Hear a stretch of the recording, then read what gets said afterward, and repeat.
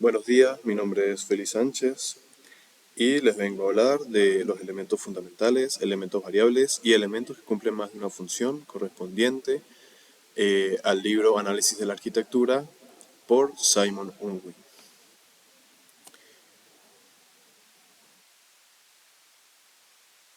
Elementos fundamentales.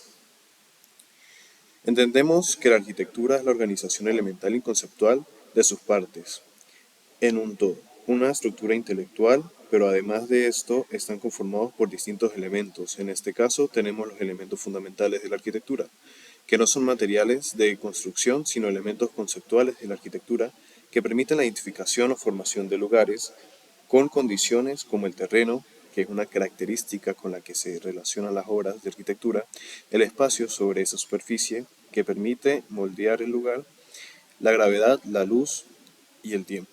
El arquitecto dispone de elementos conceptuales como el área delimitada. Delimitar el terreno es fundamental para identificar los tipos de lugar. El área delimitada no tiene una forma regular necesaria y tampoco es necesario que tenga límites muy marcados. La plataforma elevada. Esta crea una superficie plana que se levanta sobre el terreno natural. Puede variar su forma y altura. Por ejemplo, puede ser como una terraza o solo como un escalón. La cavidad o foso es una excavación en el terreno que crea una depresión o desnivel respecto al resto del terreno. Puede ser un emplazamiento para un jardín o una piscina. Tenemos también el hito. Un hito es una señal que delimita un territorio o una propiedad y es fácilmente identificable desde los alrededores. También tenemos el foco, que es un elemento que concentra una fuerza determinada como un altar, una obra de arte o una montaña en la lejanía. También se dispone de la barrera, es un elemento que separa un lugar de otro, como un muro, una cerca o un arbusto. También tenemos las cubiertas o marquesinas, la cual aísla el lugar de los fenómenos externos, como el sol o la lluvia, y define el lugar que cobija. Puede ser pequeña, como para enmarcar una entrada, o grande, como para cubrir un campo de fútbol. Esta cubierta necesita un apoyo que se le puede proporcionar los muros o el siguiente elemento, que son las columnas o las estacas. Estas pueden delimitar el espacio y pueden, como ya se dijo, sostener una cubierta. Otros elementos para identificar lugares son el camino, que es un lugar que sirve para transitar y cuyo trazado puede ser recto o puede ser un recorrido por el terreno dependiendo de los obstáculos. Puede ser inclinado o con escalones dependiendo de la variación del terreno. El camino puede ser proyectado o haber surgido por el uso. También tenemos las aberturas. Estas pueden ser puertas a través de las cuales se pueden cruzar de un lugar a otro, pero son un lugar en sí mismo. O ventanas a través de las cuales se puede mirar al exterior y facilitan la entrada de luz y del aire. Otros elementos de aparición reciente son los cerramientos de vidrio que generan una barrera física, pero no visual, y las estructuras suspendidas mediante cables que pueden sostener una plataforma o una cubierta, pero necesitan apoyo estructural superior. Con la unión de estos elementos fundamentales se pueden crear formas arquitectónicas primarias. En algunos casos, la combinación de estos elementos tienen un nombre específico, como un puente es un camino que cruza una barrera y a su vez es una plataforma y una cubierta. La combinación de varias barreras forma un recinto, el cual define un área mediante la disposición de un muro a su alrededor. Unos muros y una cubierta forman una celda o un lugar totalmente separado de todo lo que la rodea. Si colocamos una cubierta sobre 4 pilares, se crea un edículo. Todos estos elementos fundamentales y formas primarias aparecen conjugadas en distintas épocas de la historia y distintas regiones del mundo. Elementos variables. Además de los elementos fundamentales que permiten la identificación y creación del lugar, entran en juego los elementos variables de la arquitectura, que se unen a los elementos fundamentales.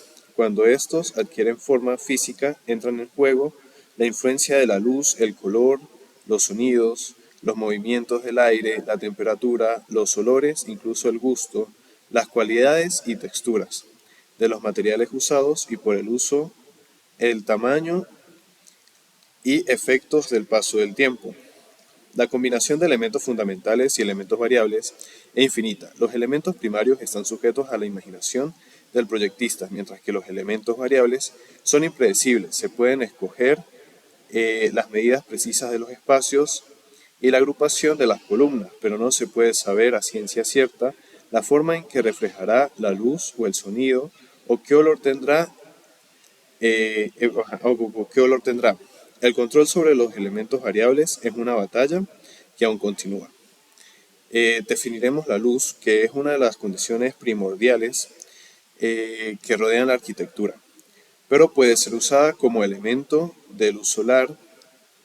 Es el elemento dominante a través del que se experimenta la arquitectura, pero puede ser manipulada al igual que la artificial, de acuerdo al diseño y al carácter que se le quiera dar en el lugar. El modo en que la luz interactúa con el lugar es parte primordial en la arquitectura y en la forma en que los usuarios se sienten al entrar allí. El tratamiento de la luz juega un papel fundamental en la organización conceptual del espacio y determina el modo en que se usarán los elementos primarios de la arquitectura. El color y la luz juegan un papel importante en la identificación del lugar. Diferentes colores o tonalidades de luz le dan un carácter diferente a cada lugar y sugieren estados de ánimo diferentes. No es solo un elemento de decoración o de crear una atmósfera especial. Juega un papel especial en el reconocimiento del lugar. El sonido. Los lugares pueden identificarse gracias al sonido que hacen o por el efecto que hacen los sonidos que ejercen en ellos. Algunas religiones usan el sonido para identificar sus lugares de culto. Usan, por ejemplo, campanas o gongs. Un lugar puede distinguirse por el sonido de los árboles al moverse con el viento. También tenemos los elementos que cumplen más de una función. Cuando un mismo elemento arquitectónico identifica un lugar de diversas maneras, como por ejemplo el muro hastial de una casa que delimita el interior de la vivienda, también puede actuar como un hito que identifica el lugar donde vive alguien. La cara superior de un muro puede servir de paso para algún gato, o en el caso de un muelle o una muralla de un castillo, para las personas. La cara lateral de una mano de un muro puede ser un lugar de exhibición, como un cine o en una galería de arte, o ser la cara que ofrece el edificio al mundo. Al construir un muro en un paisaje, se crean al menos dos lugares, uno soleado y uno sombreado. Si ese muro rodea una parcela, entonces divide la parcela en un interior y un exterior, añadiendo algo y quitando algo a ambos.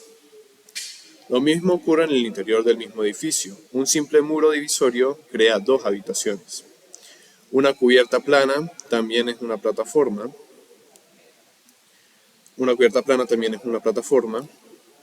Una serie de cubiertas planas superpuestas crea un edificio de pisos. La creación de una ventana en un muro conlleva la aparición de un antepecho que puede servir como repisa para colocar libros o un jarrón con flores. Esta capacidad de un elemento para otorgar identidad a lugares diferentes de diversas maneras es un rasgo esencial del proyecto arquitectónico y uno de sus aspectos más fascinantes.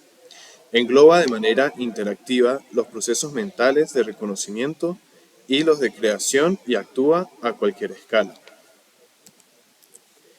Dos hileras de casas crean una calle entre ellas, pero esas consecuencias también pueden ser negativas. Dos casas demasiado pegadas una a otra crean un espacio intermedio inutilizable y desagradable. Un muro publicitario puede crear un no lugar tras de él. Este es uno de los aspectos más importantes del proyecto arquitectónico. Es un tema en el que el arquitecto puede conseguir una gran sutileza, pero también una fuente potencial de problemas. Muchas gracias.